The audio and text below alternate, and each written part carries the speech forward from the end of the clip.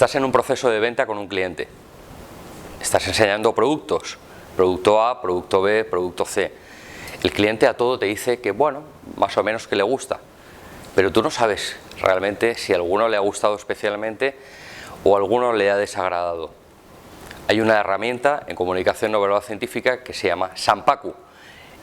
Uno de los tipos de Sanpaku es cuando el párpado inferior del ojo cae de manera involuntaria, no con las manos, sino que cae involuntariamente y nos deja ver la parte blanca del ojo. Esta parte blanca se llama esclera.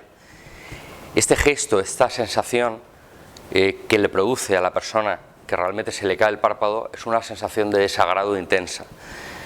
Si ofrecemos el producto A a nuestro cliente y vemos que se le produce un Sanpaku, entenderemos que ese producto no encaja en absoluto al cliente, todo lo contrario, le causa una sensación de desagrado. Debemos de enfocarnos en el resto de productos.